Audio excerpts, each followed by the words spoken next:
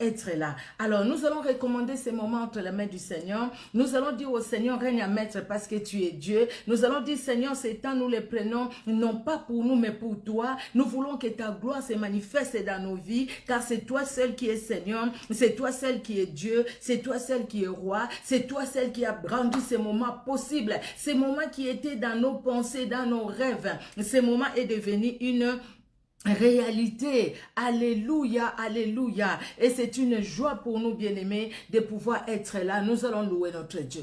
Et nous allons nous recommander entre les mains du Seigneur. Nous allons recommander ces moments entre les mains du Seigneur. Nous allons demander la bénédiction du Seigneur dans nos vies. Nous allons demander au Seigneur de se révéler, de se montrer. Bien-aimés, afin que là où peut-être nous étions encore dans le déséquilibre, que le Saint-Esprit nous aide, afin que nous soyons ces femmes-là équilibrées, non pas selon nous, mais selon Dieu. Alléluia. Gloire au Seigneur. Alléluia. Béni soit ton nom, Seigneur. Ton nom est merveilleux. Et il est au-dessus de tout autre nom. Qui peut s'égaler à toi? Qui peut se comparer à toi? Personne ne le peut, éternel Dieu de gloire. Tu étais, tu es et tu seras. Tu es éternel. Seigneur Dieu d'amour, si tu nous accordes de tels moments, c'est dans ton amour que tu les fais. Nous ne méritons pas, Seigneur Dieu de gloire. Nous ne les méritons pas, Seigneur. Et de parler de toi et d'écouter ta parole. Nous ne les méritons pas. Mais si, Seigneur, nous sommes là, c'est par ta grâce. C'est pourquoi nous te disons merci. Merci toi qui as veillé sur nous depuis le matin. Merci toi qui veilles sur chaque membre de nos familles. Merci toi qui étends ta main puissante dans nos vies. Merci toi qui nous libères au grand roi. Dans ta présence, Seigneur, nous reconnaissons nos faiblesses et nos manquements. Dans ta présence, éternel Dieu de gloire, nous reconnaissons que sans toi, nous sommes rien. Dans ta présence, éternel Dieu souverain, nous reconnaissons que tu es le véritable Dieu. Dans ta présence, au grand roi, nous reconnaissons nos faiblesses. Nous reconnaissons les faiblesses de nos familles. Nous te prions de nous pardonner. Libère-nous, Seigneur, qu'aucune réclamation ne pèse sur nous, qu'aucune condamnation ne pèse sur nous. Au nom puissant de Jésus-Christ de Nazareth, que les limites des hommes, les limites des ténèbres, les limites des mondes des ténèbres, des esprits impurs s'éloignent au nom de Jésus. Éternel Dieu de gloire, là où les hommes nous ont mis des limites, afin que même pour ta parole, nous puissions pas aller loin, même pour notre avancement, nous puissions pas aller loin, même pour notre équilibre, nous puissions pas aller loin, que ces limites-là tombent. Au nom de Jésus-Christ de Nazareth, parce que maintenant, Seigneur Dieu de gloire, nous voulons t'écouter, nous voulons, Seigneur Dieu de gloire, te glorifier, car tu es Dieu. Alléluia, alléluia. Merci Père très saint pour le Saint-Esprit qui est à l'œuvre. Remplis-nous de la plénitude de ton Esprit Saint, que le Saint-Esprit nous remplisse, éternel, que le Saint-Esprit remplisse tout un chacun de nous, que le Saint-Esprit remplisse, Seigneur Dieu de gloire, la vie de tout un chacun de nous, et que le Saint-Esprit règne pendant ces temps éternels, au nom puissant de Jésus. Que tout ce qui n'est pas de toi s'éloigne de nous au nom de Jésus-Christ de Nazareth. Merci parce que tu es là. Merci parce que tu es à l'œuvre. Et merci parce que tu agis. Oui, tu agis dans ton amour. Oui, tu agis, Seigneur. C'est dans ta bonté que tu le fais, Seigneur. Nous ne le méritons pas. Mais éternel Dieu de gloire, nous sommes là au bénéfice de ta grâce. À toi l'honneur, à toi la gloire. Toi qui es le même hier, aujourd'hui, éternellement. Dans le nom puissant de Jésus-Christ que nous t'avons ainsi prié. Amen.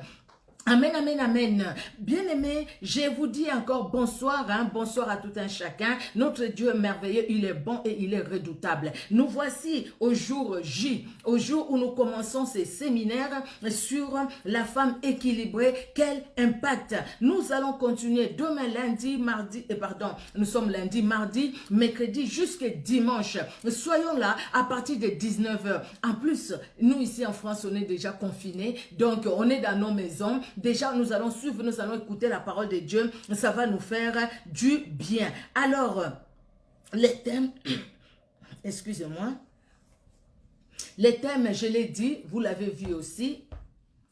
Femme équilibrée, quel impact? Aujourd'hui, moi, je commence par un préambule. Donc, nous allons voir un peu la femme équilibrée, la femme, l'impact Et nous n'allons pas nous limiter là. Nous allons voir dans la Bible, bien aimé. J'ai pris deux exemples, deux femmes.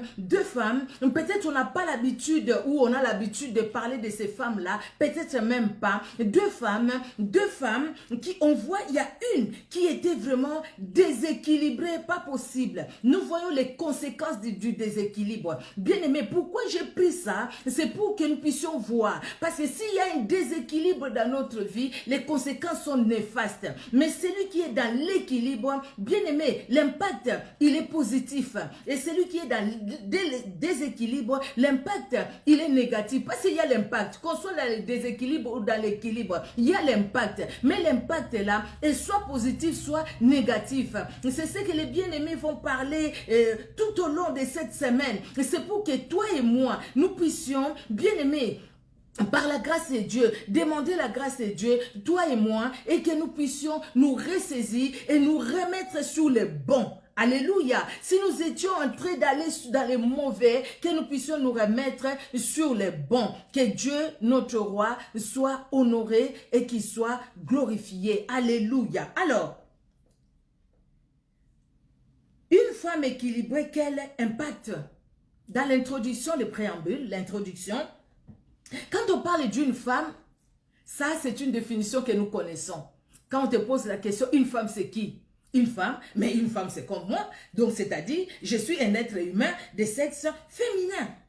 Alors, il y a quelqu'un, j'ai lu, qui, selon lui, le monsieur s'appelle Adler, je ne sais pas qui il est, un écrivain ou un scientifique. Lui, il dit, au fait, quand on parle de la femme, il associe la femme.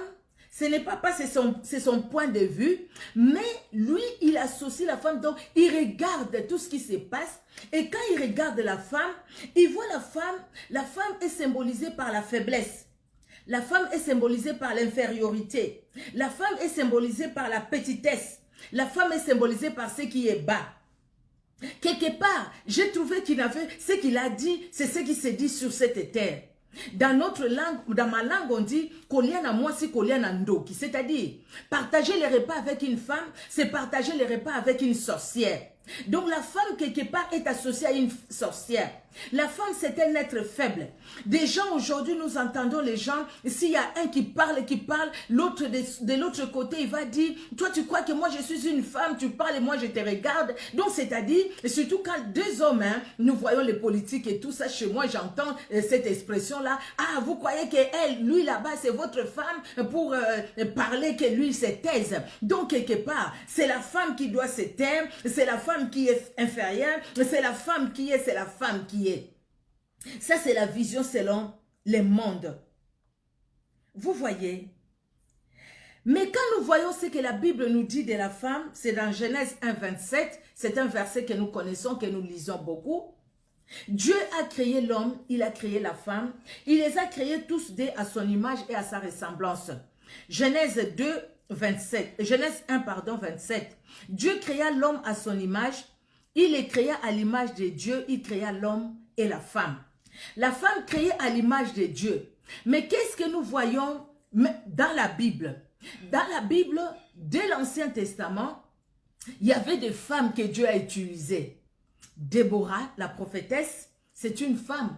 La femme qui a délivré Israël, c'est une femme.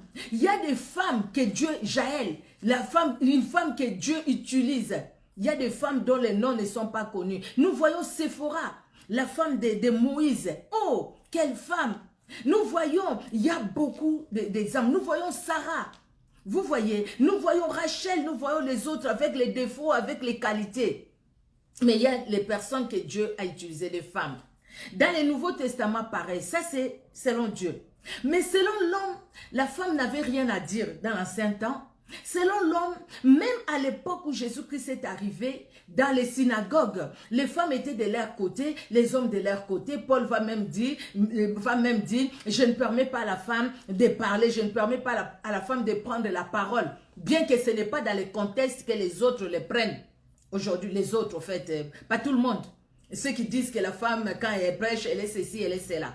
Vous voyez, bien aimé, ça. Maintenant, la femme elle-même, comment elle se prend elle-même?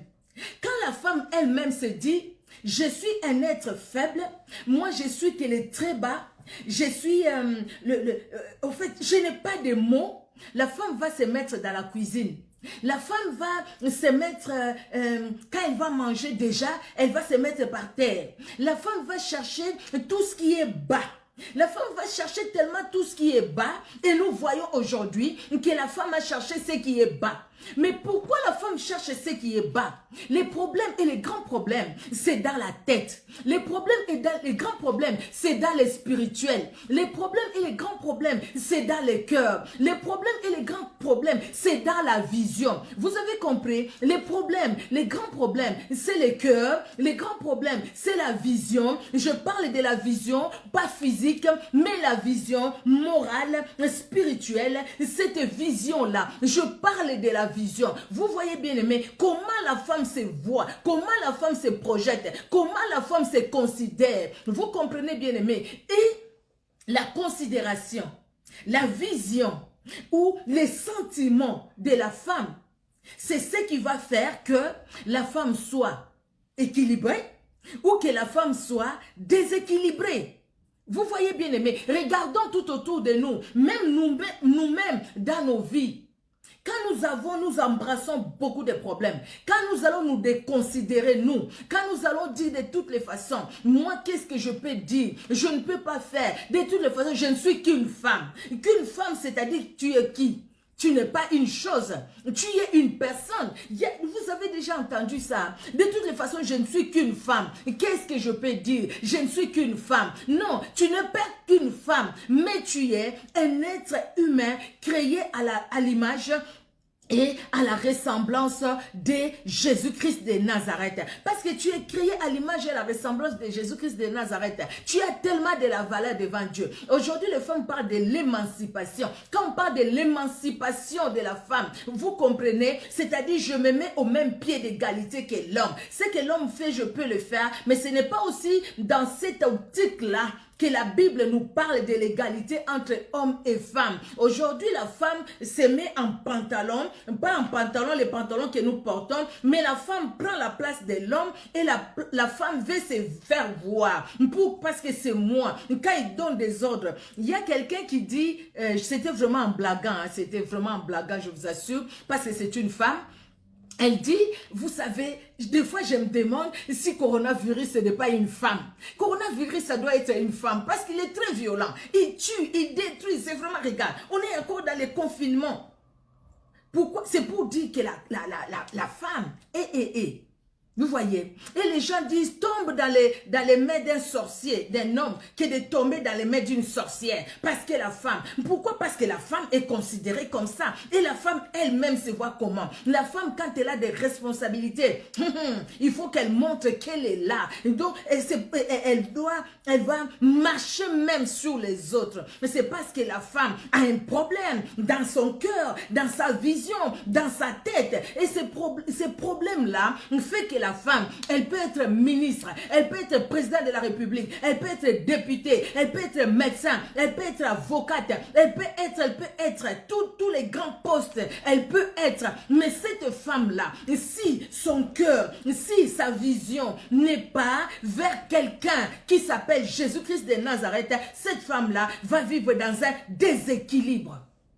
Le déséquilibre qui va être moral, spirituel, physique, même.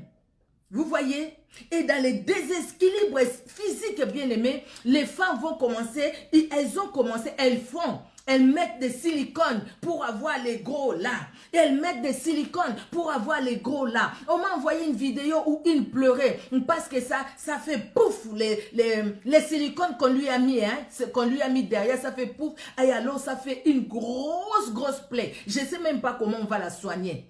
Des deux côtés, hein. Et puis elle commençait à pleurer. Elle sait pas, elle pleure pourquoi elle a fait ça, pourquoi elle a fait ça. En ce moment-là, on se souvient de Dieu. Mais tout ça c'est fait à cause de quoi? À cause du déséquilibre qui est dans la tête de la personne. À cause du déséquilibre, bien aimé. Attention, quand on parle de l'équilibre, Donc, le déséquilibre, c'est le contraire de l'équilibre. Quand on parle de l'équilibre, ce qui est équilibré, c'est ce qui est stable. Être équilibré, c'est être stable. Être équilibré, c'est être sain. Être équilibré, bien aimé, ce n'est pas représenter des troubles. Quelqu'un qui a des troubles mentaux, la personne n'est pas équilibrée. Elle va commencer à faire des choses de fois sans se contrôler. Vous voyez, nous voulons l'équilibre, c'est la stabilité.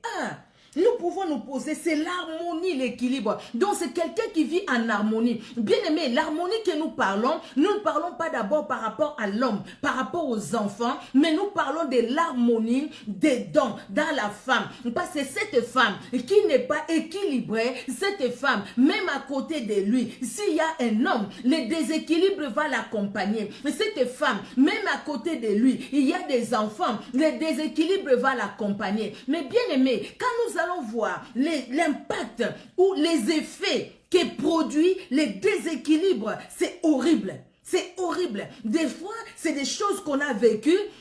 Des fois aussi, on n'a jamais vécu ça, mais c'est horrible. C'est pourquoi je vous dis, ne ratez pas ces séminaires. Je vous dis, invitez d'autres personnes, même s'ils sont en Afrique, invitez-le. Parce que beaucoup de gens, beaucoup de nous bien-aimés, j'ai compris en préparant ces messages par la grâce de Dieu, beaucoup de nous sommes déséquilibrés, même dans nos églises. Dans nos églises, c'est plus nous les mamans qui sommes là, nous les femmes qui sommes là, à la chorale, à l'intercession et tout. Mais beaucoup de choses aussi ne marchent pas bien parce que toi tu viens avec tu es déséquilibré déjà. On te voit là physiquement, tu es bien, mais moralement tu es déséquilibré, spirituellement tu es déséquilibré. L'autre à côté pareil, vous êtes là, nous sommes là 3, 4 dans le déséquilibre. On va faire quoi? On va mettre nos déséquilibres ensemble et maintenant l'impact, les effets que ce déséquilibre va produire, ça va produire quoi après?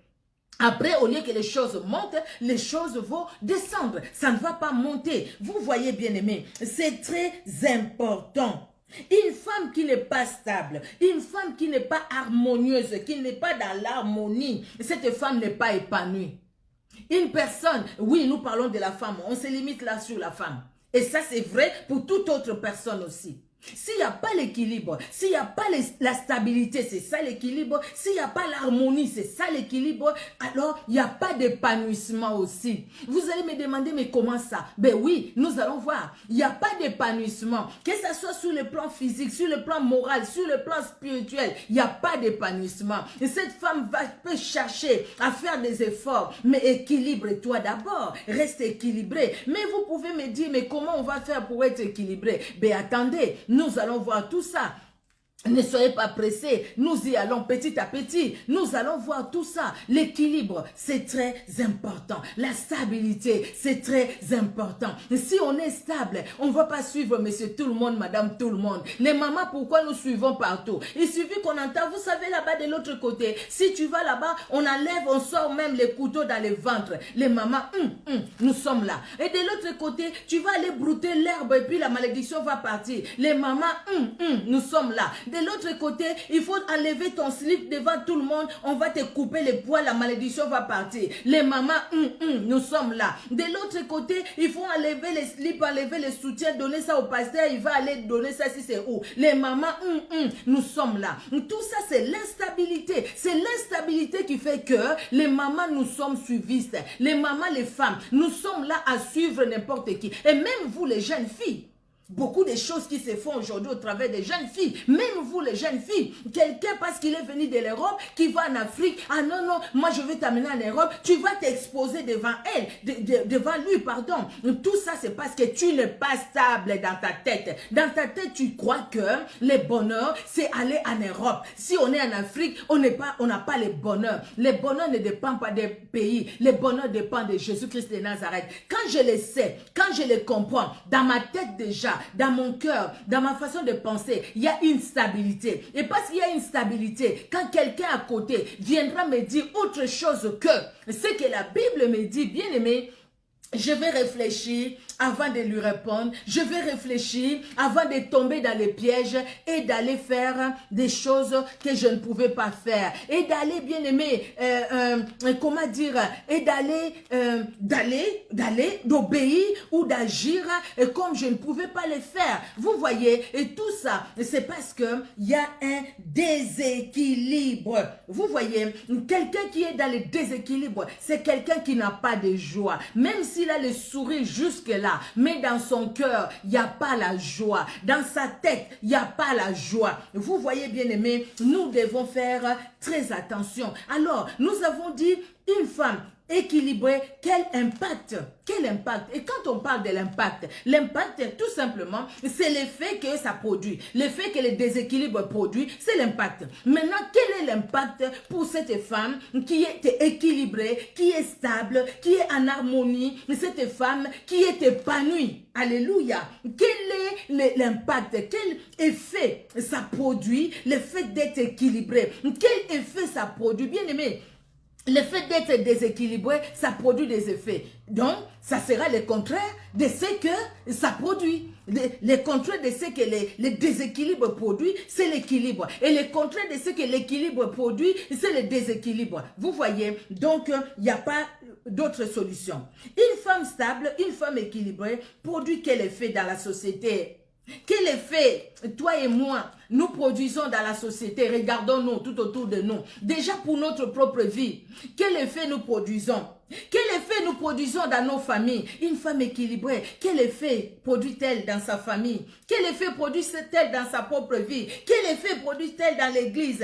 Quel effet? Quel effet, bien-aimé, quel effet? Tout commence d'abord par nos propres vies. Si déjà ma propre vie, bien-aimé, ma propre vie est dans un déséquilibre, et comment est-ce que je vais donner l'équilibre aux autres? Comment est-ce que je vais transmettre l'équilibre? On donne que ce qu'on a. Si on est déséquilibré, on va donner le déséquilibre, non? Vous rencontrez quelqu'un qui est déséquilibré, il peut commencer à parler, vous ne comprenez même pas ce qu'il est en train de dire. Vous ne comprenez pas parce qu'il dit des choses qui ne concordent pas, des choses où il n'y a pas d'harmonie. Mais toi qui es équilibré, tu sais là où tu mets ton pied. Tu sais que là, il y a un trou, je ne veux pas mettre mon pied là-bas. Mais pour le voir, ces trous, il faudrait que ta tête soit calme. Tu peux marcher comme ça sans voir qu'il y avait un trou devant. Parce qu'en ce moment-là que tu marches, tes pensées sont ailleurs. Tes pensées sont très loin. Mais si tes pensées sont là où tu vas voir qu'il y a un trou parce que tu as vu. Pourquoi? Parce que tu es attentive.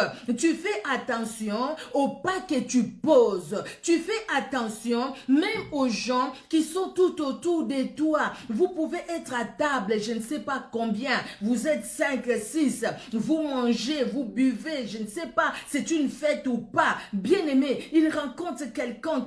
Mais toi qui es équilibré, tu peux voir des choses que l'autre qui est déséquilibré n'a pas vu. Pourquoi? Parce que toi, là où tu es, tu fais attention et tu es concentré dans ce que tu fais. Mais l'autre, pendant qu'il est là, il n'est pas là. C'est pourquoi même à l'église, des fois nous sortons à l'église, mais nous ne savons pas qu'est-ce qu'on a prêché. Il y a toujours deux sortes de gens. Toujours les gens qui sont équilibrés, qui comprennent pourquoi ils vont à l'église, et les gens qui sont déséquilibrés, qui vont juste chauffer les bancs et qui ne comprennent rien et qui restent dans leur déséquilibre et qui vont à l'église et qui vont dans des veillées de prières et qui font des jeûnes et prières, mais qui restent toujours dans les déséquilibres. Mais le Seigneur aujourd'hui, cette semaine, le Seigneur dans son amour, il veut que toi et moi, nous puissions sortir du déséquilibre, quel que soit. Alors, bien aimé, nous allons prendre deux exemples, je vous l'ai dit. Il y a un exemple où les effets sont négatifs parce que la personne cette femme, elle était dans un déséquilibre total. Il y a un exemple où cette dame était équilibrée. Et nous voyons les effets que ça produit de part et d'autre. Et maintenant, toi et moi, nous devons prendre la décision, à partir de là, de se dire, ah, moi aussi je faisais ça, je ne le ferai plus. Ah, moi aussi, je comprends que j'étais dans un déséquilibre. Je ne le ferai plus. Maintenant, je veux rester dans le Seigneur. Maintenant, je veux rester attaché à Jésus-Christ. Parce que l'équilibre, je ne l'aurai pas en dehors de Jésus-Christ, bien-aimé. Que personne ne nous trompe. Hein? Personne de nous ne peut avoir l'équilibre en dehors de Jésus-Christ. Tout est centré sur Jésus-Christ et Jésus-Christ est seul. C'est lui, le maître de tout, le maître de l'équilibre. Alléluia. Alors, nous allons commencer par parler de la femme de Lot. Nous allons prendre la Bible. Nous allons lire dans Genèse. Genèse 19, de 15 à 26. S'il y a les bien-aimés qui reprennent les passages bibliques, ça me fera vraiment plaisir. Hein? Si vous reprenez les passages bibliques, je ne vois pas tout là. Mais si vous reprenez les passages bibliques, écoutez, ça me fera énormément plaisir. Que Dieu vous bénisse. Alléluia. Alors, la femme de Lot. Personne ne connaît le nom de la femme de Lot. Je n'ai jamais entendu, j'ai cherché le nom de la femme de Lot, je n'ai pas trouvé. Parce que la Bible ne nous a pas parlé du nom de cette femme. Même l'autre dame dont nous allons parler aussi. Mais parlons d'abord de la femme de Lot. Lot est l'enfant ou le neveu d'Abraham. On nous parle de Sarah, on nous parle des femmes des autres frères d'Abraham. Mais on ne nous parle pas de la femme de Lot. Abraham et Lot, ils ont beaucoup de biens, ils vont se séparer parce qu'au fait, leurs bergers commençaient à se disputer beaucoup. Il y avait des disputes, non, Abraham ne veut pas ça. Abraham dit, nous sommes frères, qu'il n'y ait pas de disputes entre toi et moi. Regarde devant toi, le pays est vaste, choisis là où tu veux. Abraham va choisir Sodome et Gomorrhe, qui étaient comme les jardins d'Éden. Donc, qui avait l'apparence, la beauté extérieure, mais dont les dedans étaient pourris. Il y avait la pourriture dans Sodome et Gomorrhe. Parce que les hommes allaient avec les hommes. C'était des choses que Lot ne connaissait pas. Là où il était avec Abraham. Il ne pouvait pas comprendre qu'un homme aille avec un autre homme. Ça, il ne les connaissait pas. Mais il va le voir là-bas à Sodome et à Gomorrhe. Il y avait le mal qui se faisait là-bas. La femme de Lot était là. Mais la Bible ne nous parle toujours pas de la femme de Lot. Quand Dieu veut détruire Sodome et Gomorrhe, il va visiter Abraham, il passe par Abraham, il parle à Abraham, les bruits, tout ce que Sodome et Gomorrhe fait est arrivé jusqu'à moi. Je descends, je suis descendu, je vais aller voir. Si ce que j'ai entendu est vrai, je détruirai Sodome et Gomorrhe. Abraham va intercéder parce qu'Abraham sait que son frère est là. Ou son fils, son neveu est là. Abraham va intercéder. Oh Seigneur, s'il y a 100 justes, oh Seigneur, s'il y a 50, Seigneur, s'il te plaît, s'il y a 10 et tout ça. Mais le Seigneur dit toujours, je vais laisser la ville. Je ne détruirai pas, je ne détruirai pas. Et le Seigneur arrive, il n'y avait pas 10 justes, même pas 5. Il n'y avait que Lot. Lot qui était juste, Lot qui craignait Dieu, mais qui était dans un milieu pourri. Et nous allons voir dans la Bible, bien aimé, Lot, quand il va voir à lui, quand il va aller voir les anges de Dieu, la préfiguration de Dieu lui-même, Jésus-Christ, Lot va aller vers eux. Lot avance vers eux pour les recevoir parce qu'il était à la porte de la ville. On ne nous a pas parlé de la femme de Lot. Ils sont entrés, les deux personnes sont entrées. Ils ont mangé, la Bible nous dit, ils sont restés ensemble, ils ont parlé. Les gens de la ville qui les ont vus, ils sont venus la nuit pour dire à Lot, fais-nous sortir les hommes qui sont entrés chez toi pour qu'on les connaisse. Donc vous comprenez quand ils disent pour qu'on les connaisse. Pour qu'on soit avec eux comme un homme et va avec une femme. Donc parce qu'ils étaient dans la sodomie. D'ailleurs, c'est de là au fait les noms là, les mots là est sorti. Parce que c'était une pratique à Sodome et Gomorrhe. Alors, l'autre va dire à ces gens-là, ne faites pas du mal à ces gens qui sont venus sous mon toit, qui sont venus chez moi. J'ai 2 jeunes filles vierges. Je vais vous les donner. Faites avec ces filles-là tout ce que vous voulez, mais vraiment ne touchez pas aux personnes qui sont venues chez moi. Et là, on n'a pas entendu la femme de Lot. La femme de Lot n'a rien dit. Cette femme, on ne la voit pas.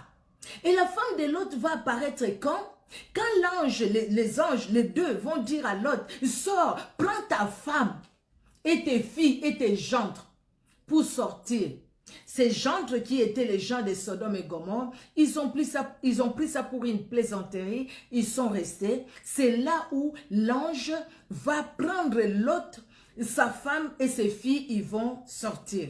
Ils les ont même poussés, ils les ont même bousculés. Ils sont sortis. Et quand ils sont sortis, là, on va entendre parler de la femme de Lot. En sortant, Dieu leur dit, Lot, vous sortez, vous partez, vous allez jusqu'à la montagne. Jusqu'à la montagne, ne vous arrêtez pas, surtout ne retournez pas en arrière. Le problème c'était pas qu'ils se retournent comme ça, le problème c'était que leur cœur ne retourne pas en arrière, que leur pensée ne retourne pas en arrière. Bien aimé, on peut, si on écoute, on n'obéit pas, quelque part, il y a quelque chose dans notre cœur, il y a quelque chose dans nos pensées. Vous voyez les grands problèmes. Les grands problèmes c'est ça, ce que j'ai dit au début.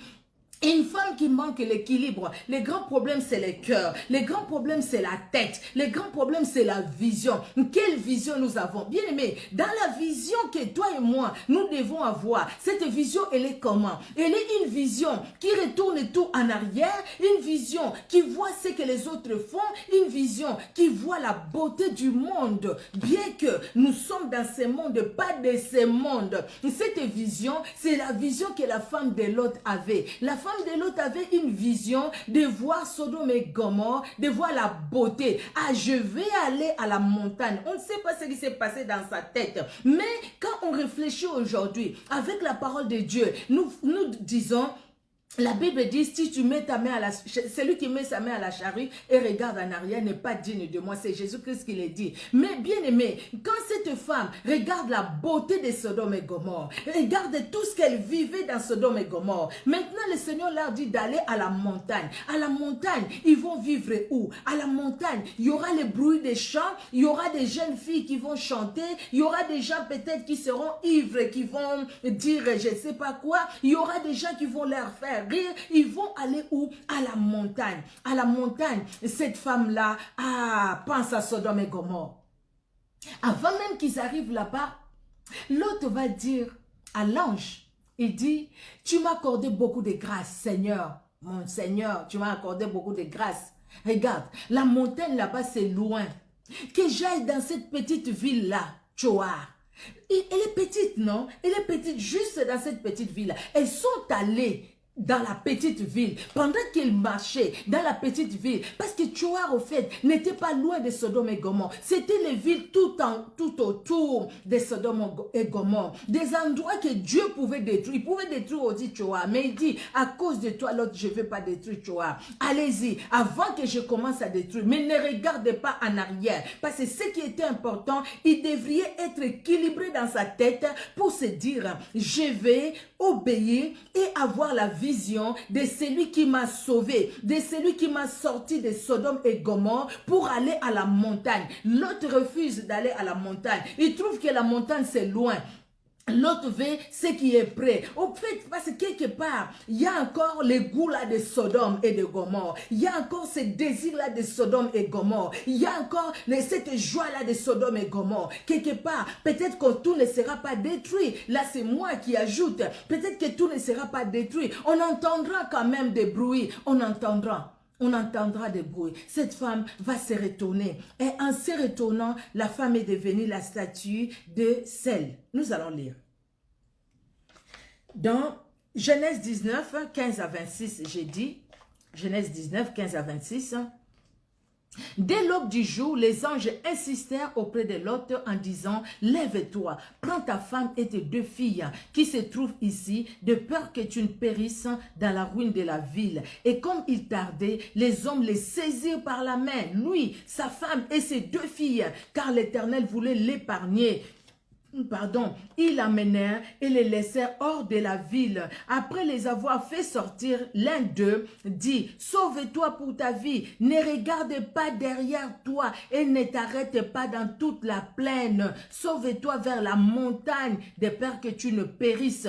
L'autre leur dit, oh non Seigneur, voici, j'ai trouvé grâce à tes yeux et tu as montré la grandeur Tu as montré la grandeur de ta miséricorde à mon égard, en me conservant la vie. Mais je ne puis me sauver à la montagne avant que les désastres m'atteignent et je périrai.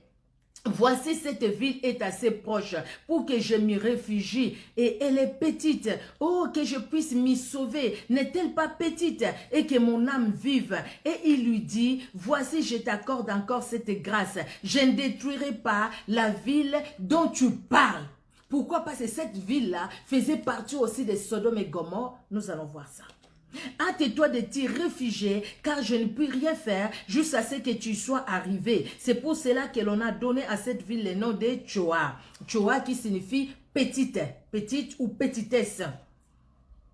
Alors l'Éternel fit pleuvoir du ciel sur Sodome et sur Gomorrhe du soufre et du feu, de par l'Éternel. Il détruisit ces villes, toute la plaine et tous les habitants des villes et les plantes de la terre. La femme de Lot regarda en arrière et elle devint une statue de sel. Elle regarda en arrière et elle devint une statue de sel. Bien-aimés, qu'est-ce que nous voulons dire pour cette femme? La femme de Lot, dont on ne connaît pas les noms, on n'a pas entendu sa voix, elle n'a même pas parlé cette femme. Aucune fois, on nous a dit que la femme de Lot a parlé, même pas. La Bible nous parle, c'est comme si quelqu'un, au fait, on aurait du mal à faire même sa caricature aujourd'hui, dit la femme de Lot était un peu comme ça, parce qu'elle parlait comme ça, parce qu'elle agissait comme ça. Quelque part, une femme sans avenir.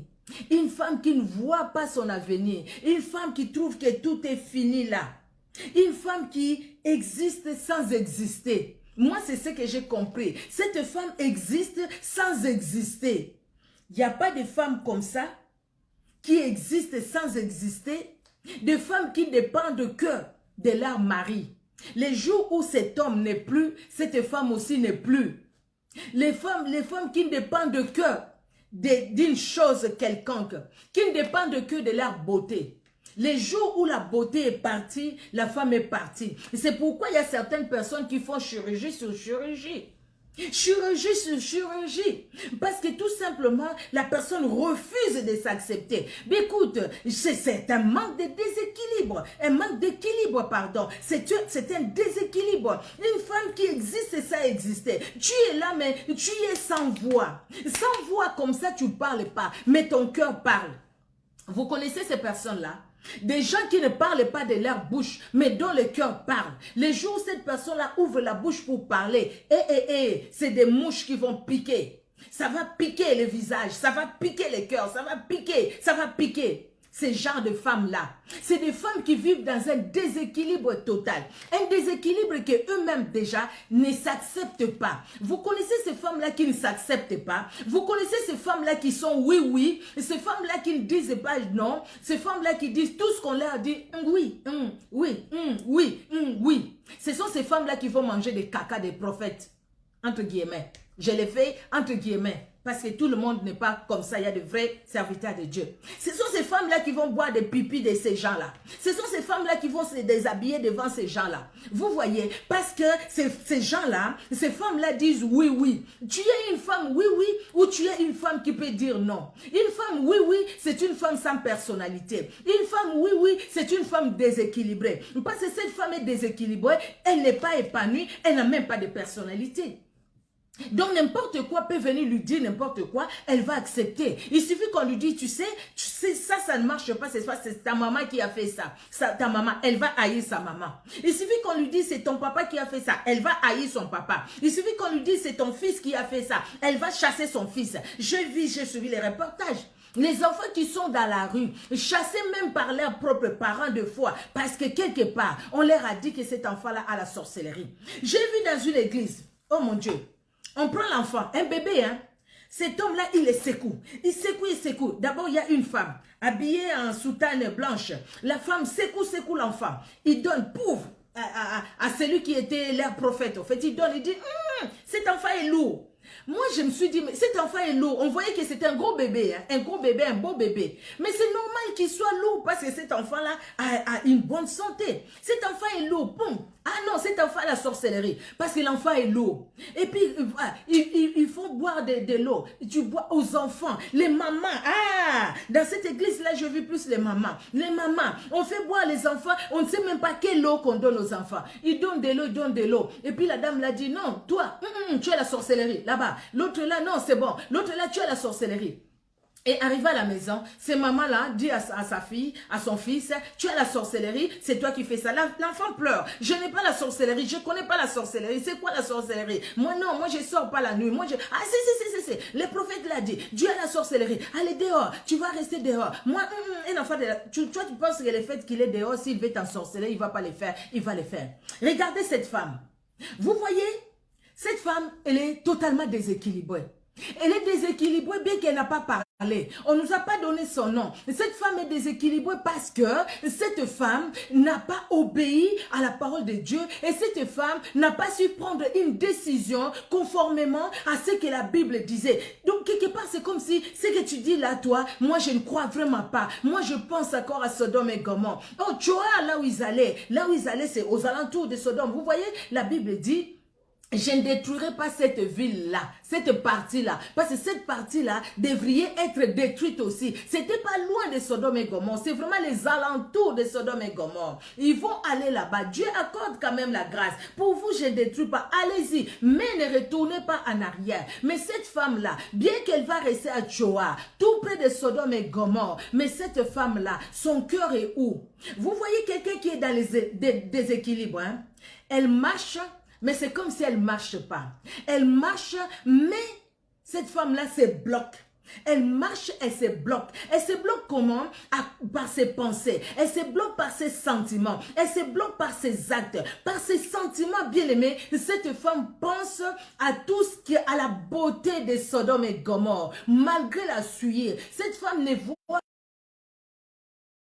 qu'il y avait dans Sodome et Gomorrhe. Ce qui était important pour elle, la beauté de Sodome et Gomorrhe. Bien aimé, vous savez, ils ont accepté d'aller à Tchoa, petit. Il y a des choses, des fois, très petites qui nous distraient. Il y a des choses, on peut se dire, moi, vraiment, ça, je ne fais pas, mais ça, je vais quand même continuer à faire. C'est ce qui fait que on est dans le déséquilibre. Pourquoi? Parce que tu n'arrives pas à prendre la décision d'abandonner tout ce que tu dois abandonner pour Jésus-Christ. Je parle de la femme chrétienne. Je parle de cette femme qui est dans le Seigneur. Que dire de cette femme qui n'est pas chrétienne? Cette femme qui n'est pas chrétienne, mais cette femme est dans les coutumes. Mais malheureusement, même cette femme chrétienne, elle est encore dans les coutumes. Elle est encore dans les traditions. Même cette femme chrétienne, elle se promène avec son fil sur la hanche. Même cette femme chrétienne, elle met de l'eau à la porte de sa maison pour dire que non, les sorciers ne vont pas entrer. Même cette femme chrétienne, elle met l'eau, elle met l'argent dedans, elle met je sais pas quoi, des allumettes, elle met tout ça pour dire que non, mets ça sous les lits, comme ça les sorciers ne viendront pas. Et comment tu ouvres la porte?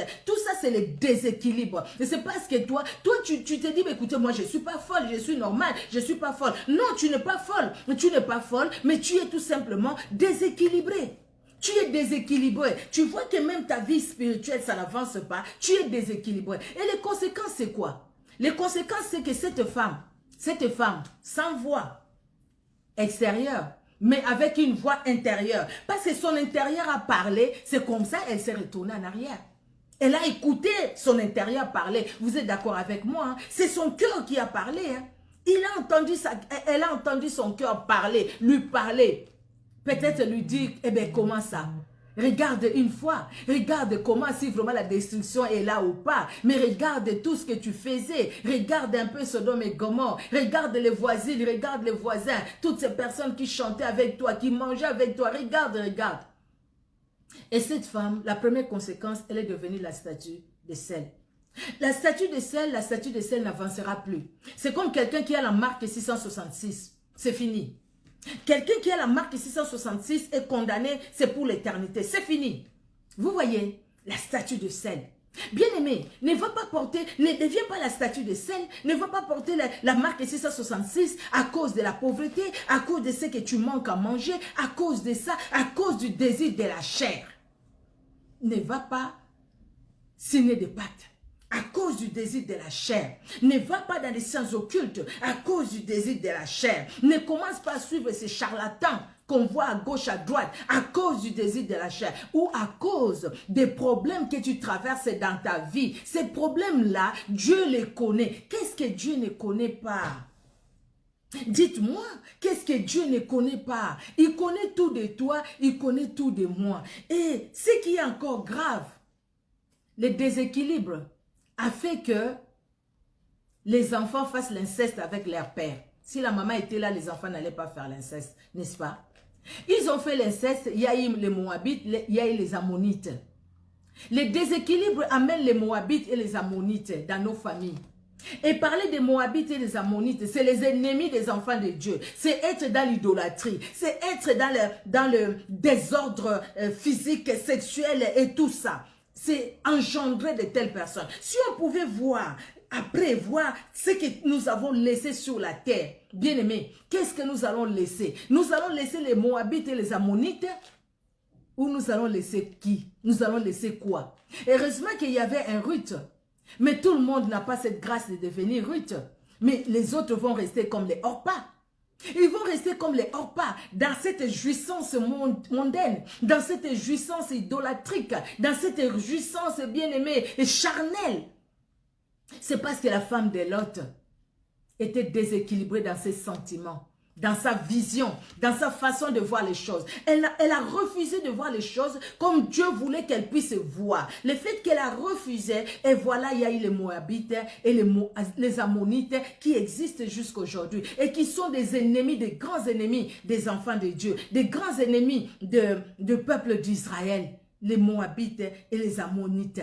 Quand nous lisons l'histoire, bien-aimés, vous voyez, donc, manquer l'équilibre, le déséquilibre, c'est être désorienté dans la vie. Et parce qu'on est désorienté, on va se retrouver en train de faire des choses qu'on ne devait pas faire. On va se retrouver à penser des choses qu'on ne devait pas penser, même si les gens nous trouvent calmes, mais notre cœur parle. Être dans le déséquilibre, c'est laisser sur la terre des Moabites et des Ammonites. Des enfants incestueux, c'est permettre l'inceste, c'est permettre l'idolâtrie, c'est permettre de mauvaises choses. Alors, dans Luc 9, 62, je l'ai dit, Jésus lui répondit, « Quiconque met la main à la charrue et regarde en arrière n'est pas propre au royaume des cieux, n'est pas digne du royaume des dieux, n'est pas digne de Jésus-Christ. » Une femme qui ne parle pas avec sa bouche, mais qui parle avec son cœur, je l'ai dit. Les cœurs étaient attachés au mal. Malgré les instructions, malgré les recommandations, malgré la parole de Dieu, malgré même, bien-aimés, nous pouvons être à l'église, malgré notre présence à l'église, mais on peut maintenir une position dans notre cœur qui ne changera pas. Une position qui est restée dans le mal, qui est restée dans le monde. C'est pourquoi on voit même les sorciers, les sorcières venir à l'église, mais ils ne changent pas. Il y a une deuxième dame. J'avais dit pour les séminaires, si vous le permettez, nous pouvons prendre un peu plus, 1h10, 1h20 pour les séminaires en tout cas. Nous allons nous permettre ça. J'espère que vous allez le permettre aussi par la grâce de Dieu. On ne va pas aller au-delà, en tout cas 1h20 au plus tard vraiment 1h, voilà. Je sais que j'ai dit aussi aux autres bien-aimés qui sont là. Là, je ne vois pas, mais je pense que je verrai après. Une deuxième femme, waouh! Cette femme, alléluia, cette femme, on voit l'équilibre en elle. Pourquoi j'ai pris les deux femmes? Parce que les deux femmes sont les deux femmes mariées. Vous allez voir. La femme de Lot est mariée à Lot, monsieur Lot. La femme de Lot a eu 2 filles avec Lot. Merci Seigneur. Mais la femme de Lot, qui ne parlait pas de sa bouche, mais qui parlait dans son cœur, tout était négatif. Parce qu'elle voulait encore les plaisirs mondains et elle voulait la chair, elle voulait pas le spirituel, elle voulait pas la montagne avec Dieu, mais elle voulait la plaine, elle voulait rester là et elle est restée, elle a choisi de rester, elle a resté. C'est comme Judas qui a choisi sa part, elle est morte, elle est perdue. Mais cette femme fait aussi un choix. Le choix c'est important dans l'équilibre. Cette femme va faire un choix. C'est un chapitre, un verset, quelques versets que nous allons lire. C'est dans 2 Rois 4. 2 Rois 4, de 1 à 7. C'est pas long, nous allons lire. 2 Rois 4, de 1 à 7. Une femme d'entre les femmes des fils des prophètes cria à Élisée en disant, « Ton serviteur, mon mari, est mort, et tu sais que ton serviteur craignait l'Éternel. Or, le créancier est venu pour prendre mes 2 enfants et en faire ses esclaves. » Élisée lui dit, « Que puis-je faire pour toi? Dis-moi, qu'as-tu à la maison? » Elle répondit, « Ta servante n'a pas du tout à la maison qu'un vase d'huile. » Et il dit, va demander au dehors des vases chez tous les voisins des vases vides et n'en demande pas un petit nombre. Quand tu seras rentré, tu fermeras la porte sur toi et sur tes enfants. Tu verseras dans tous ces vases et tu mettras de côté ceux qui seront pleins. Alors, alors elle les quitta. Elle ferma la porte sur elle et sur ses enfants. Il lui présentait les vases et elle versait. Lorsque les vases furent pleins, elle dit à son fils, « Présente-moi encore un vase. » Mais il lui répondit, « Il n'y a plus de vase. » Et lui s'arrêta. Elle alla les rapporter à l'homme de Dieu et il dit, « Va vendre l'huile et paye ta dette et tu vivras toi et tes fils de ce qui restera. » Nous sommes ici, c'est l'histoire de cette femme qui est la veuve d'un des fils des prophètes. Son mari est un des fils des prophètes. Cette femme est mariée à ce fils des prophètes dont on ne connaît pas les noms. La femme, on ne connaît pas les noms. La femme de l'autre, on ne connaît pas les noms. La femme de l'autre est mariée à l'autre. Cette femme, est mariée à un fils de prophète. Cette femme a un problème. Le problème de cette femme, son mari a laissé des dettes. Son mari n'est plus. La femme de l'autre, son mari est là. Son mari parle. Mais cette femme, son mari n'est plus. Son mari, par contre, a laissé des dettes. Cette femme, avec ces dettes, cette femme est tombée dans un déséquilibre parce que tout simplement, les créanciers viennent réclamer les enfants. Il y a une réclamation. La loi des réclamations. Les créanciers réclament. Ils réclament les enfants pour en faire des esclaves. Oui, les réclamations font des esclaves. Mais cette femme dit, je ne peux pas rester comme ça. Au lieu de rester toujours à penser dans mon cœur, il faudrait que j'agisse. Vous voyez, ce n'est pas comme la femme de l'autre qui dit, écoutez, qui dit, madame, oui, donc je dois attendre. J'existe sans exister. On me dit, je fais. Si on me dit pas, je ne fais pas. Et même si on me dit, je peux faire si je veux. Si mon cœur refuse, je ne fais pas. Ça, c'est la femme de l'autre qui est dans le déséquilibre. Mais cette femme, elle comprend. Elle dit non, mon mari servait un Dieu. C'est ce Dieu-là que nous connaissons. Je vais aller voir l'homme de Dieu. Je vais lui dire, exposer mon problème. Je sais que quand je vais lui exposer mon problème, elle me dira quelque chose. Et ce qu'elle me dira, je le ferai. Et moi, je pense que mes enfants ne vont pas aller en servitude. Et cette réclamation sera brisée une fois pour toutes.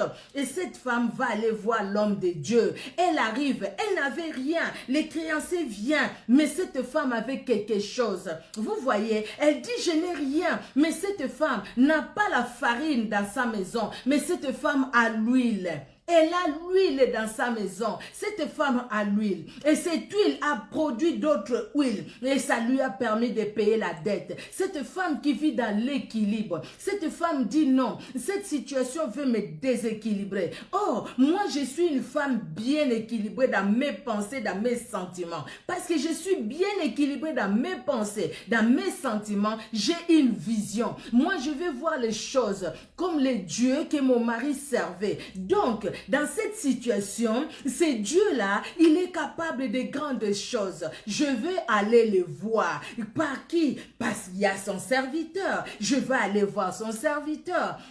Elle est allée voir Élisée. Élisée lui dit, mais tu es à quoi? Qu'est-ce que je peux faire pour toi? Ta servante n'a rien. Qu'un peu d'huile, pas beaucoup. La femme, l'autre dit à l'ange, je veux aller dans Tchoa, dans cette petite ville. Elle est petite. Et voilà, en allant à Tchoa, sa femme est transformée en colonne de sel. Cette femme dit, j'ai simplement une petite quantité d'huile. Pas beaucoup, une petite. Vous voyez la petite quantité là-bas, une petite ville là-bas, mais qui a détruit. Et ici, une petite quantité, mais qui a béni. Bien-aimé, il suffit pas d'avoir la foi comme une montagne. Il suffit pas de prier du matin au soir. Il suffit pas de faire des jeûnes chaque 4 matins. Il suffit pas de ne pas dormir, de faire des veillées de prière. Il suffit de croire. Il suffit d'avoir un cœur pour Dieu. Il suffit d'avoir une vision, de voir.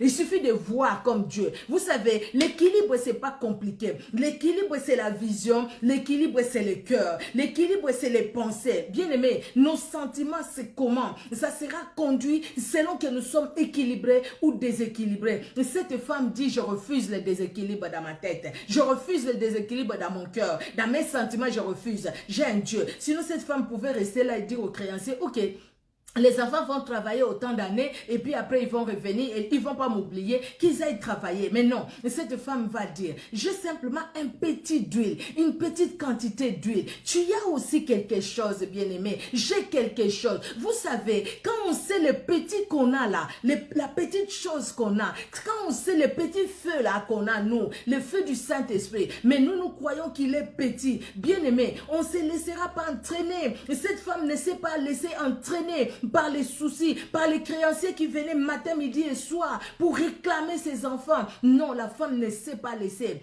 Qu'est-ce que tu as? Une petite quantité d'huile. L'huile qui symbolise la puissance, l'onction du Saint-Esprit, qui symbolise la présence du Saint-Esprit. L'huile, bien-aimée, l'huile, le peu qu'il avait, le peu de sa croyance, le peu de sa confiance en Dieu, même si c'était petit, mais cette femme a cru que le petit là, ça pouvait faire grand. Et quand elle va aller voir l'homme de Dieu, elle obéit à ce que l'homme de Dieu lui dit.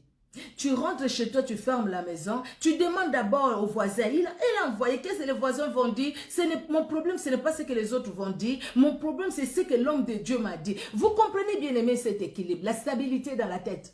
Vous voyez la vision de cette femme. Cette femme ne voit pas les choses comme les gens du quartier les voient. Les gens du quartier trouvent que c'est une pauvre dame. Mais elle voit les choses dans la richesse que Dieu est capable d'accomplir dans sa vie. Dans la richesse que Dieu a. Et dans la richesse que Dieu a, cette femme, elle sait que Dieu est capable de lui donner. Dieu est capable de délivrer ses enfants. De payer même la dette que son mari a laissée. Ce n'est pas anodin que nous ayons de telles histoires dans la Bible. Dieu connaît tout. Il savait que, bien aimé, toi et moi, peut-être en ces moments où nous parlons, nous avons des situations difficiles, compliquées. Et dans ces situations-là, mais quel est nos sentiments? Quelle est notre façon de voir les choses? Quelle vision avons-nous par rapport à ces problèmes? Nous avons la vision de nous plaindre. Nous avons la vision de nous promener, d'aller faire le tour de tous les prophètes de la planète,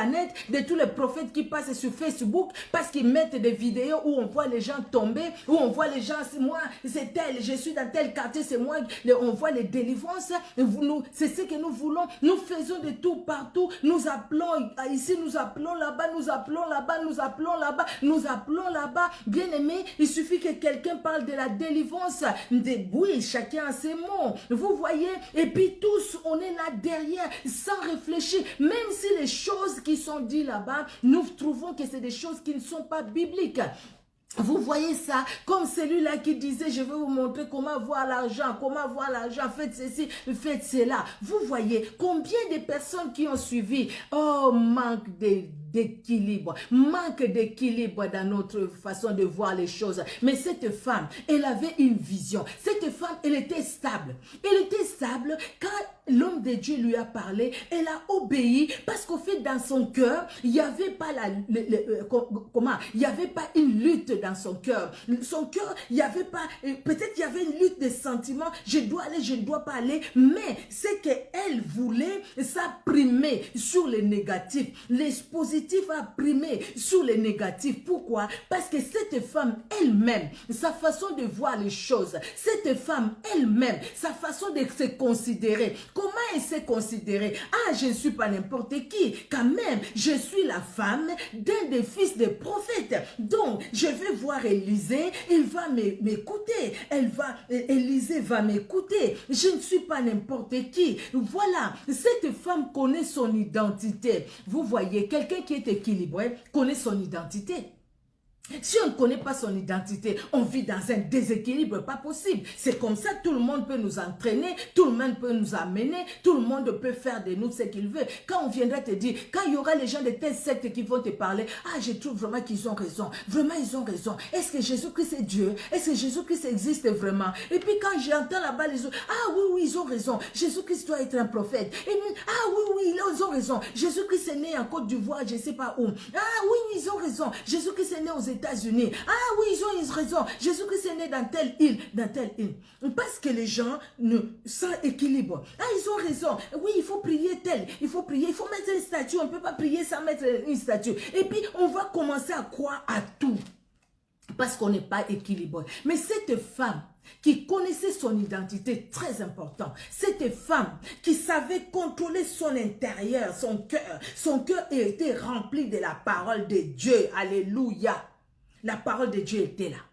Les luttes viendront, les combats seront là, la chair va combattre, bien aimé. Mais nous, si nous restons dans la parole de Dieu, nous, toi et moi, si nous restons dans la vision céleste, bien aimé, nous n'allons pas aller chercher les hommes, mais nous allons chercher Dieu. Cette femme n'est pas allée chercher Élisée en tant qu'homme, mais il est allé chercher Dieu par Élisée, parce que c'était comme ça à l'époque. Il est allé chercher Dieu par Élisée. Et quand Élisée lui parle, cette femme écoute avec son cœur, cette femme obéit. Elle obéit, parce qu'au fait, cette femme voit les choses comme les serviteurs de Dieu le voient. Quand les serviteurs de Dieu lui parlent, cette femme voit les choses comme les serviteurs de Dieu le voient. Et elle va aller, elle va demander les vases, elle va les remplir avec ses enfants, ils vont remplir. Et quand tout est fini, alléluia. Vous voyez cette femme, quelqu'un qui est équilibré, hein, c'est quelqu'un qui est reconnaissant. C'est quelqu'un qui est reconnaissante. C'est quelqu'un qui sait reconnaître les bienfaits de Dieu dans sa vie. Quelqu'un qui n'est pas équilibré, quand tu fais quelque chose comme ça, après, il va faire autre chose. Ah, j'avais oublié. Ou alors la bonne chose que Dieu a fait pour lui, ça va devenir au fait une occasion de chute. Elle-même fera de cette chose-là une occasion de chute. Parce que Dieu ne nous donne pas des choses pour que ce soit des occasions de chute pour nous. Non, du tout. Dieu, ce qu'il nous donne, c'est pour que nous puissions en bénéficier, en jouir. Et cette femme va retourner dans le verset 7. Elle va aller rapporter à l'homme de Dieu et il dit, va vendre l'huile et paye ta dette et tu vivras, toi et tes fils, de ce qui restera. Regardez, alléluia. Vous voyez, alors, quel impact l'équilibre de cette femme, quel impact ça a amené?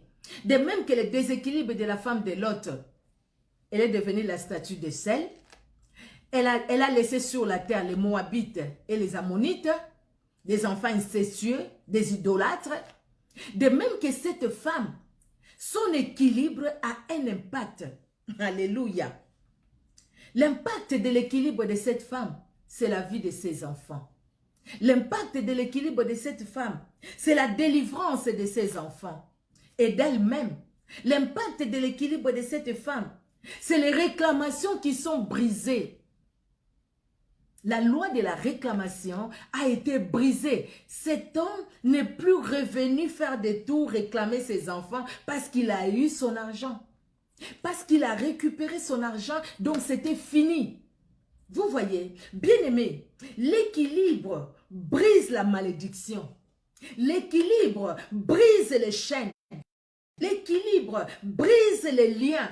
L'équilibre rachète même des vies. l'équilibre rachète des vies. Regardez, la vie de cette femme et de ses enfants ont été rachetés. Du coup, sur cette terre, bien qu'après on n'a pas parlé de cette femme ni de ses enfants, mais sur cette terre, cette femme n'a pas laissé des enfants qui étaient déséquilibrés, n'a pas laissé des enfants qui étaient des mendiants, n'a pas laissé des enfants qui étaient esclaves. Et surtout à l'époque, quand tu es esclave comme ça va te poursuivre. Tes enfants, c'est les enfants de tes enfants, jusqu'à ce que tu vas payer ta dette. L'esclavagisme, ça va continuer, ça va continuer. Ça va se perpétuer. Vous voyez, mais cette femme n'a pas laissé des enfants bloqués, des enfants esclaves. Au contraire, cette femme, elle était épanouie et elle a laissé aussi, pardon, un épanouissement sur la terre. Alléluia. Nous voulons laisser un épanouissement sur la terre, mais nous devons être épanouis nous-mêmes. Nous voulons laisser la vie sur la terre, mais nous devons avoir la vie nous-mêmes. Nous voulons laisser la délivrance sur la terre, bien-aimés, mais nous devons être délivrés nous-mêmes. Nous voulons laisser, bien-aimés, comment dire, la santé spirituelle, morale sur la terre des personnes qui nous voient, bien-aimés. Mais nous devons en avoir déjà nous-mêmes. Je me suis posé la question, et dans les quartiers de cette femme, toutes ces personnes qui se moquaient d'elle, peut-être parce qu'elle était veuve, elle était pauvre. Les veuves, elle était pauvre, c'est pas comme aujourd'hui, quelqu'un peut être veuve et avoir de l'argent, travailler et tout ça. À l'époque, c'est l'homme qui amenait, et la femme, c'était les champs et tout. Peut-être qu'ils n'en avaient même pas, ou ils n'en avaient plus. Et les gens qui se moquaient de cette dame, après, quand ils ont vu cette dame, alléluia, j'étais-le mon Dieu, alléluia, Dieu est bon, il est redoutable, alléluia. Chaque matin, ils entendaient peut-être des chansons dans la maison de cette femme. Elle avec ses fils, ils louaient Dieu, et ses fils se sont mariés, et c'était dans la joie. Au final, ils ont dit, mais comment elle a fait? Vous voulez être des gens qui étonnent? Mais nous devons d'abord commencer par être équilibrés. Équilibrés dans notre tête, équilibrés dans notre vision, équilibrés dans nos pensées. Soyons équilibrés. Un déséquilibre au niveau des pensées, au niveau de la vision, au niveau des sentiments, ça déséquilibre tout l'être. L'être entier est déséquilibré. L'esprit est déséquilibré. L'âme est déséquilibrée. Le corps est déséquilibré. Mais ce n'est pas ce que le Seigneur veut de toi et de moi. Bien-aimé, il y a toujours une sémence. L'équilibre, c'est une sémence. Regardez la femme de Lot a sémé. Elle a sémé, elle a récolté. Elle a récolté la statue de sel pour elle-même. Fini. Elle a récolté les enfants derrière qui sont devenus comme ils sont devenus. Cette femme dont les noms on ne connaît pas. La femme de Lot, on ne connaît pas. Elle non plus, on ne connaît pas. On ne connaît pas les noms. L'autre, on connaît quand même les noms. Mais son mari, non, même pas. Les enfants, on ne connaît pas. On ne connaît même pas les noms. On parle de 2 filles, on parle de 2 fils. Mais regardez les fils qui sont heureux. Ils vont se marier. Mais regardez les filles qui ne sont pas heureuses. Qui vont aller faire boire leur père. Qui vont même violer leur papa. Ben oui, parce que le papa ne savait pas. Les filles, elles ont fait ça. Mais qu'est-ce que ça a donné après? Les Moabites et les Ammonites. Mais regarde là de l'autre côté. Cette femme qui est dans la joie. Parce que tout simplement, cette femme a obéi. Cette femme a su reconnaître la grandeur de Dieu. Au début, elle a su reconnaître la grandeur de Dieu à la fin. Regardez le premier verset, regardez le 7e verset, les 7 courts versets qui parlent de cette femme. Elle a su reconnaître la grandeur de Dieu au début, elle a su reconnaître la grandeur de Dieu à la fin. C'est-à-dire, cette femme est au milieu, entourée par Jésus-Christ, entourée par l'amour de Christ, entourée par Dieu, entourée de son amour et entourée de sa parole. Cette femme le reconnaît, l'équilibre, c'est en Jésus-Christ et Jésus-Christ seul. Amen, amen. Nous allons nous donner rendez-vous demain par la grâce de Dieu, où nous allons poursuivre avec une autre servante de Dieu. Notre Dieu est merveilleux. Vous allez voir, je vais écrire aussi même son sous-thème. Je vais les publier avant qu'elle passe demain à 19h. Nous allons prier. Nous allons prier, bien-aimé. Tu vas prier pour toi-même. Regarde-toi un peu. Maintenant, là, quelles sont tes pensées? Quels sont tes sentiments? Comment tu vois les choses? Tu trouves que tu es une maudite? Tu trouves que tu es une malédiction? Ah, parce que les gens t'ont dit que tu es un problème. Il y a des hommes, des fois, qui disent à leurs femmes, tu es un problème pour moi. Tu es une malédiction pour moi. Tu es ceci pour moi. Et toi-même aussi, tu te dis, oui, effectivement, je pense que je suis une malédiction. Je suis. Et donc, du coup, ta façon de voir les choses a changé. Et tu as perdu l'équilibre, au fait, spirituel que tu avais. Et là, maintenant, tu te vois vraiment sur une balance et tu trouves que la balance penche. Non, l'équilibre n'est plus là. Mais le Seigneur veut que l'équilibre revienne dans ta vie. Nous allons prier. Nous allons prier. Éternel Dieu, notre roi, tendre Père, toi, tu vois tout un chacun de nous, Seigneur. Tu nous connais, Éternel. Si tu as donné ce thème, comme tu me le disais, Seigneur Dieu de gloire, tu vois que beaucoup au milieu de nous, nous allons à l'église. Mais Seigneur Dieu de gloire, l'équilibre que tu veux en nous, nous n'en avons pas. C'est ce qui fait que nous avons la joie, nous la perdons. Nous avons la paix, nous la perdons. Parce qu'au fait, sur la balance, il y a un déséquilibre. Oh Seigneur, dans nos sentiments, dans notre façon même de considérer ta parole. Oh Jésus-Christ, pardonne-nous. Pardonne-nous, Seigneur Dieu de gloire. Pardonne-nous, éternel Dieu d'amour. Pardonne-nous, parce que nous ne t'avons pas fait confiance. Parce que, Seigneur, nous avons laissé nos sentiments être entraînés par le système de ce monde. Nous avons laissé nos sentiments être entraînés par les problèmes que nous subissons. Nous avons laissé nos sentiments être entraînés par ce que nous avons entendu. Nous avons laissé nos sentiments être entraînés par ce que nous avions vécu dans le passé. Les injures, les dénigrements. Nous avons laissé nos sentiments, Seigneur Dieu de gloire, être entraînés par ce que nous vivons peut-être maintenant. Oh, éternel Dieu de gloire, pardonne-nous. Accorde-nous ton pardon, Jésus. Pardonne à chacune de nous. Pardonne à tout un chacun. Pardonne, Seigneur. Vois aussi même nos soeurs qui vont nous suivre en différé. Oh, Jésus-Christ de Nazareth, pardonne, s'il te plaît. Pardonne, Jésus-Christ de Nazareth. Nous venons à toi. Nous venons à toi, éternel. Nous refusons de devenir des statues de sel. Nous refusons de laisser sur cette terre ou d'engendrer sur cette terre des filles, oh Seigneur Dieu de gloire, qui vont donner plus tard des Moabites et des Ammonites. Des filles qui vont tomber, Seigneur Dieu de gloire, dans l'inceste et dans les viols. Seigneur Dieu de gloire, nous refusons dans notre génération, dans notre généalogie, d'avoir, Seigneur Dieu de gloire, ces problèmes. Au nom de Jésus, sur le plan physique comme spirituel, au nom de Jésus. Sur le plan physique, nous refusons. Sur le plan spirituel, nous refusons. Nous refusons, Seigneur, dans notre esprit, d'engendrer, Seigneur, des filles, Seigneur Dieu de gloire, incestueux, d'engendrer l'inceste, d'engendrer, Seigneur Dieu de gloire, de mauvaises choses, d'engendrer l'idolâtrie, d'engendrer, Seigneur Dieu de gloire, la suivre. Oh, tendre Père, pardonne-nous, Seigneur, pardonne-nous, notre Dieu. Mais nous voulons, Seigneur, comme cette femme dont son mari, on ne connaît pas les noms, était un des fils des prophètes. Nous voulons, Seigneur, devant un problème, oh Jésus, que nos sentiments te regardent à toi, que nos pensées regardent à toi, que nous puissions voir comme toi tu vois, Éternel, en conformité avec ta parole, considérer ta parole et voir comme ta parole dans des problèmes, Jésus, dans des situations difficiles, Éternel, même quand les gens tout autour se moquent de nous, même quand nous avons perdu, oh Seigneur Dieu de gloire, quelque chose de grand, même quand nous avons perdu ce qui était beaucoup important pour nous, comme cette femme, Éternel Dieu de gloire, mais nous ne t'avons pas perdu toi. Nous pouvons perdre des amis. Les amis peuvent nous fuir. Les amis peuvent nous quitter parce que nous ne voyons pas les choses comme eux. Parce que nous ne voyons pas les choses comme eux,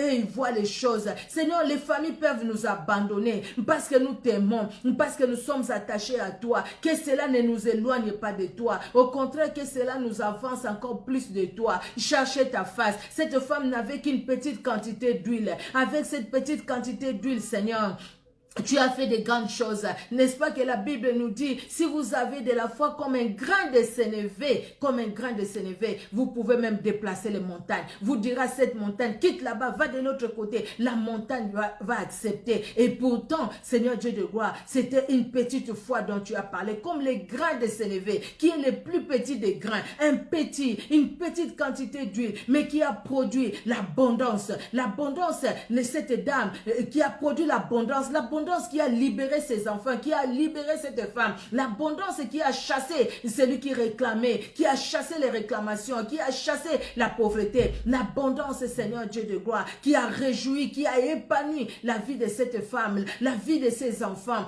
cette famille éternelle, Dieu de gloire. Oh grand roi, tu as donné une nouvelle vie, un nouveau départ à cette famille, Seigneur. C'est ce que tu veux pour chacun de nous. Donner un nouveau départ, Seigneur, un nouveau départ dans notre vision, un nouveau départ, Seigneur, dans nos sentiments, un nouveau départ, éternel Dieu de gloire. Oh, merci. Merci Seigneur Dieu de gloire. Nous te présentons toute la semaine Seigneur Dieu de gloire. Merci pour la bien-aimée qui va intervenir demain, mercredi, jeudi, vendredi, samedi, dimanche. Jésus-Christ de Nazareth, conduis encore ces moments. Étends ta main, tu es à l'œuvre, continue d'agir.